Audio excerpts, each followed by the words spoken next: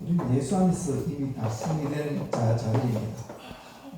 그래서 우리는 주님만 바라보는 거죠. 주님이 할 게 있다는 걸 늘 기억해야 되는 거죠. 그러기 위해서 이 자리에 나오지 않습니다. 주님의 은혜를 깨닫게 하기 위해서, 깨닫기 위해서. 오늘 말씀은 하나님을 경험합시다 라는 제목으로 말씀을 전하도록 하겠습니다. 한 신학교에서 학생이 불만이 가득한 얼굴로 교수님께 이런 질문을 했습니다.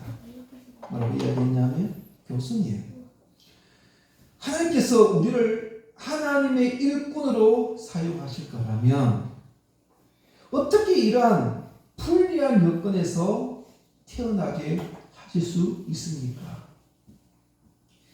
우리나라는 분단국가입니다. 이 분단국가에서 태어나서 한참 공부할 수 있는 이 젊은 20대에 군대를 가서 공부할 시간을 다 놓치는 것부터 저는 불만입니다. 그리고 어느 장벽도 있는 것도 그렇습니다. 뿌리가 되는 원자료들은 다 외국에 가서 배워와야 되는 것입니다. 만약 우리가 미국에서 태어났다면 모국어가 영어나 영어 공부하느라 고생할 필요가 없지 않습니까? 그리고 군대도 안 가니 창창할 때 공부할 수도 있고 30살 되기 전에 대학원 과정도 다 마치고 얼마나 좋습니까? 하나님은 우리를 아끼신다면 그런 환경을 주시면 안 되죠. 그러자 교수님은 이렇게 물었습니다. 그럼 자네는 한국이 아니라 미국에서 태어났으면 훨씬 유능한 신학생이 되었을 거라고 생각하는가? 그는 당당하게 이야기합니다. 물론 그렇죠. 교수님이 이렇게 물었습니다. 다시 한번 이렇게 이야기를 합니다. 뼈있는 한마디를 하고 있죠. 뭐라고 합니까? 내 생각은 좀 다르네. 만약 자네가 미국에서 태어났으면 미국이 분단되었을 것이네. 하나님은 그와 같은 이 불리한 여건에서 자네를 어떻게 키우시는지 분명히 보여주실 것이에요. 그것은 자네가 직접 겪고 체험할 훈련이네. 하나님은 그 훈련과 그 경험을 생략하지 않을 것이에요. 그 학생은 더 이상 항변을 못합니다. 더 이상 말을 못합니다. 성도 여러분, 하나님께서는 우리의 삶을 통해 생략할 수 없는 그 과정과 경험을 체험하게 하십니다. 1학년에서 6학년으로 바로 넘어갈 수 있습니까? 못 넘어갑니다. 과정이 있습니다. 우리의 삶 속에서 우리가 직접 하나님의 일하심을 보고 경험하게 하십니다. 우리는 때로는 이렇게 불편할지 모릅니다. 그냥 다 생략하고 좀 뭔가 편하게 가면 안 되는가? 좀 쉽게 좀 살면 안 되는가? 우리 이렇게 불편할 때가 있습니다. 하지만 우리는 그러한 경험을 통해 누구를 알아가는 겁니까? 하나님 대해 알아가고 성장의 과정을 겪게 되는 것입니다. 바로 이스라엘 백성에게는 이 홍해의 경험이 그러한 귀중한 사건이었습니다. 성경을 한번 볼까요? 다시 출애굽기 14장에 쭉 보면은 다 읽지는 않겠습니다. 물이 갈라져 그 바다가 마른 땅이 됐다. 21절에 육지로 걸어가고 23절에 보면 바로의 말들, 병거들, 그 마병들 다 그를 촉촉해겠다. 24절에 보면 불과 구름 기둥 가운데 애국 군대를 어떻게 했다는 겁니까? 어지럽게 했다.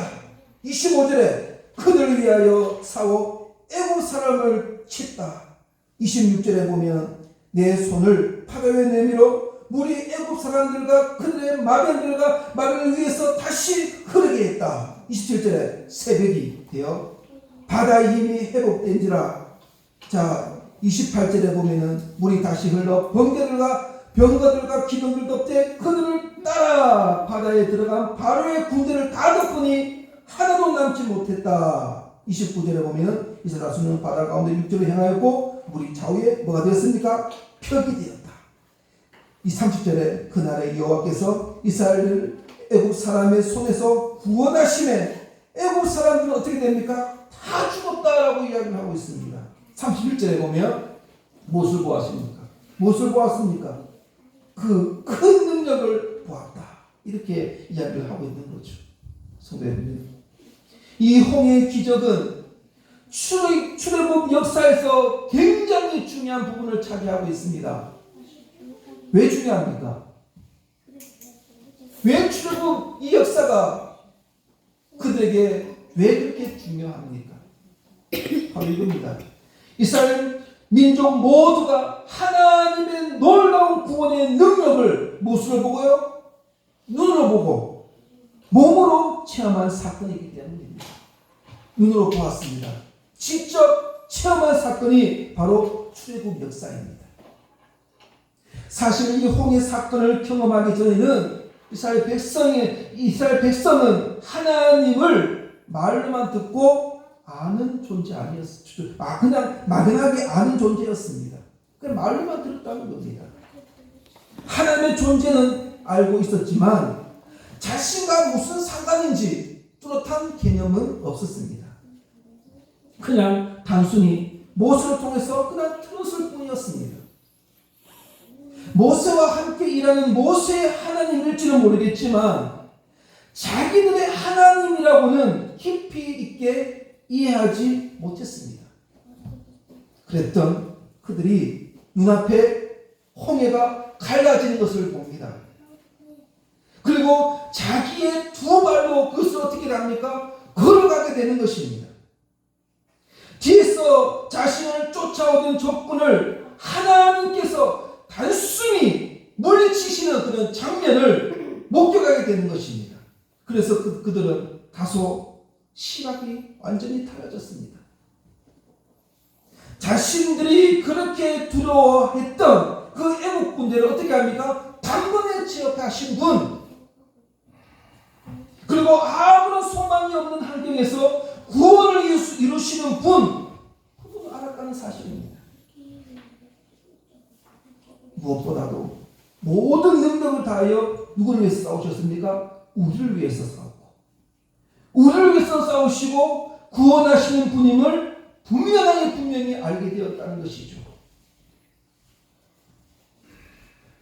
애굽에서 알던 그 여러 우상 신들과 같이 단지 그냥 실용적인 것만 채워주고 만족만 채워주시는 분, 그 정도가 아닙니다.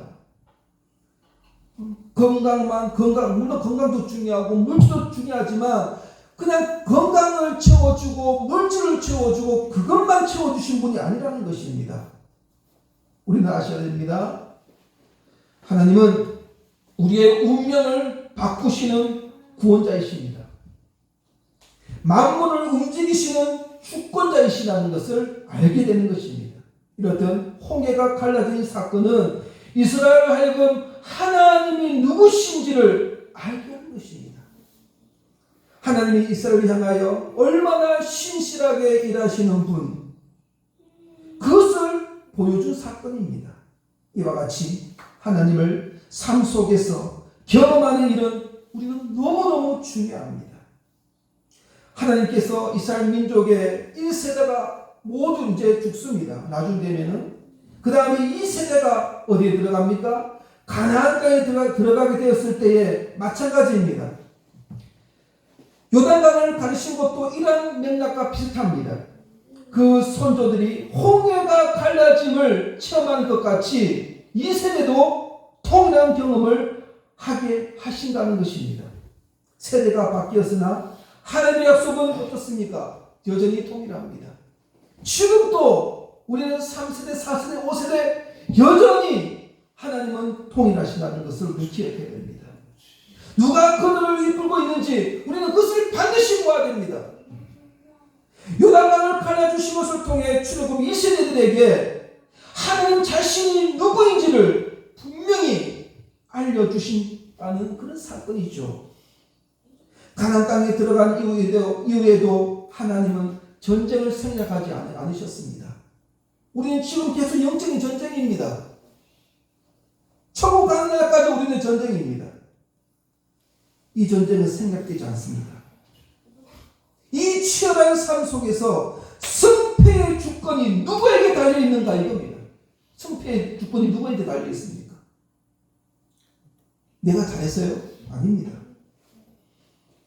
우리는 삶 속에서 살아계신 하나님의 인격과 그 일하심을 경험하게 되는 것입니다. 하나님은 우리의 머릿속에만 계신 분이 아닙니다. 삶 속에서 실제로 역사하시는 분임을 우리는 알게 되는 것입니다. 말씀을 통하여 깨달은 하나님을 우리 삶 속에서 더욱 깊이 있게 알아가게 되는 것입니다. 성도님들, 오늘 이 말씀을 한번 적용 한번 해보겠습니다. 매일의 삶은 하나님의 인도하심 가운데 있습니다. 분명합니다. 일상 속에서도 우리는 하나님을 경험할 수가 있습니다. 잘 들어보십시오. 우리에게 고민과 어려움이 생긴 이유는 무엇일까요? 우리에게 고민과 어려움이 생긴 이유는 그 고민과 어려움보다 하나님의 은혜가 더 깊다는 것을 알려주시기 위함입니다. 에베소서 3장 18절 한번 볼까요? 에베소서 3장 18절 우리 같이 한번 읽어볼까요? 에베소서 3장 18절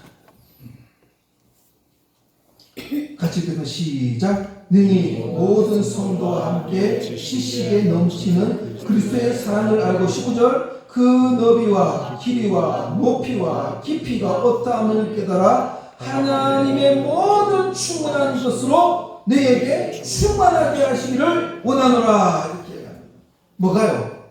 그리스도의 사랑입니다. 그 사랑이 너비와 길이와 높이와 깊이가 어떠함을 깨달아 하나님의 충만하심. 그 하나님의 은혜가 더 깊어진다는 것을 이야기하고 있죠. 그리고요, 내 옆에 미워하는 사람이 버젓이 있는 이유가 무엇일까요? 그것은 바로 이겁니다. 하나님의 은혜로 원수를 사랑할 수 있다는 것을 알게 하기 위함입니다. 그리고 나에게 큰 성공이 주어진다면 모든 것을 가능하게 하시는 분은 누구시다? 하나님이시다. 이것을 알게 하시기 위함입니다. 또요, 나에게 많은 재산이 주어지지 않는 상황은 내가 의지하는 것이 돈이 아니다. 내가 의지할 것은 돈이 아니라 누구라는 겁니까? 하나님이시다. 이것이 바로 우리에게 주는 생활 속에 하나님과 함께하는 그런 증거입니다. 이렇듯 하나님은 지금도 우리 가운데 역사하시며 모든 일상을 통해 하나님이 어떤 분임을 경험하게 하신다는 것입니다. 제가 이번에 내적 치유 세미나를 제가 섬기고 왔는데요. 처음에 그 형제님들이 하는 말이 이런 이야기합니다. 저는 별로 큰 상처가 없는데, 큰 아픔이 없는데 제 아내가 가라고 해서 왔습니다. 그리고 제 어머님이 가라고 해서 왔습니다. 저는 웃으면서 그렇게 편하게 대화를 나눴어요. 그런데 기도하는 가운데 한 형제가 외로움을 느꼈어요. 환상을 본 것 같아요.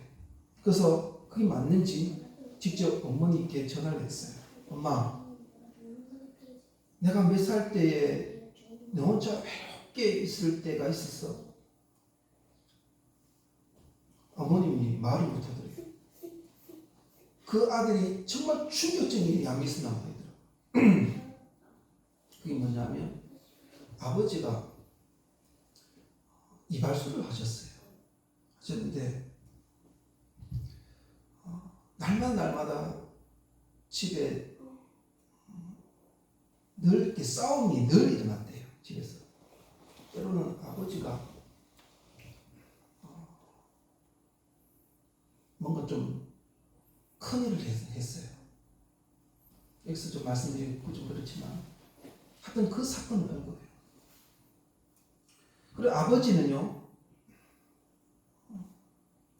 항상 가정을 돌보지 않았다고 합니다. 항상 개인 생활만 가졌다는 거예요. 아내도 돌보지 않고 자녀도 돌보지 않고 자녀가 힘들고 얼마나 힘들고 어려운지 그 상황을 전혀 생각지도 않고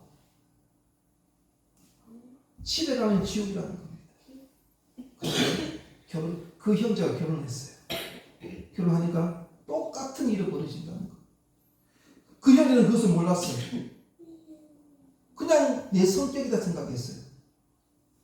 그러면서 용서의 시간이 있었거든요. 한 두 마디를 하니까 그 형제 통곡을 하더라고요.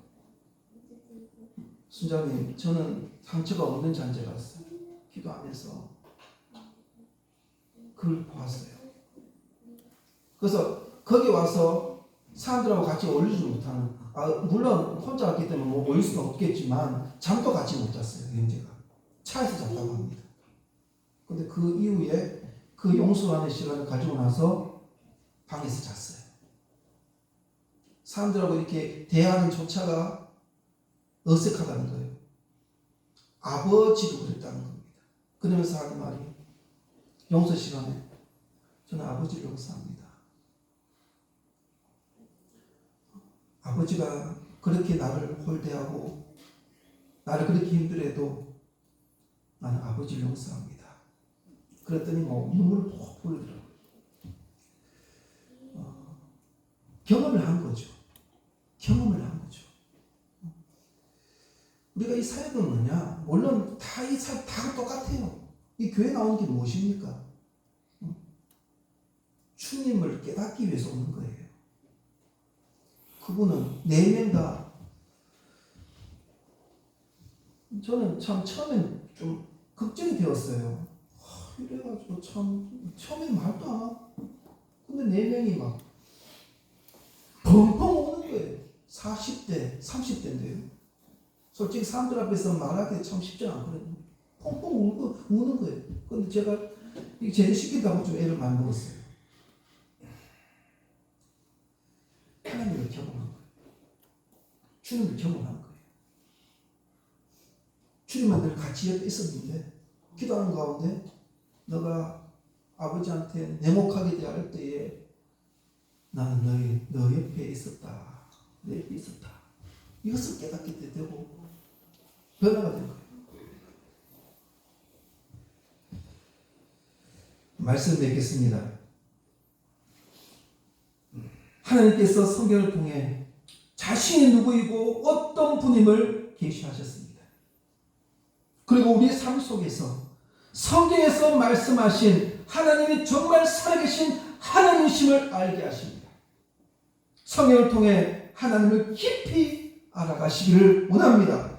하나님이 무엇을 명령하고 무엇을 좋아하시고 무엇을 싫어하시는지, 그리고 그분이 나와 무슨 관계에 있는지 잘 알아가시기를 바랍니다.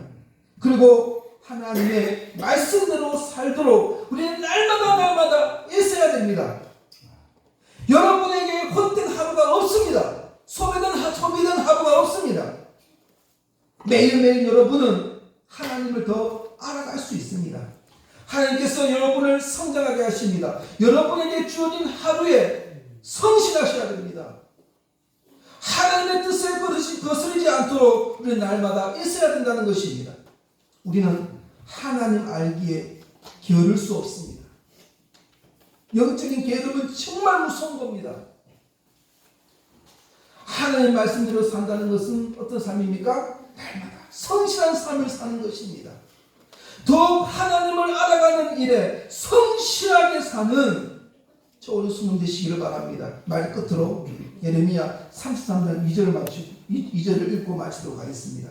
예레미야 33장 2절. 예레미야 33장 2절. 예레미야 33장 2절. 됐어요? 같이. 네. 같이 시작. 이를 행하시는 여호와, 그것을 만들며 성취하시는 여호와, 그의 이름을 여호와하는 이와 같이 이르시도다. 너는 내게 부르짖어라. 내가 내게 응답하겠고 내가 알지 못하는 크고 은밀한 일을 내게 보이리라. 주님께 부르짖으라. 주님께 부르짖 역시 성실히 주님께 부를 때에 크고 놀라운 일을 하나님께 보여주시고 하나님께서 이끌어 가십니다. 기도하겠습니다.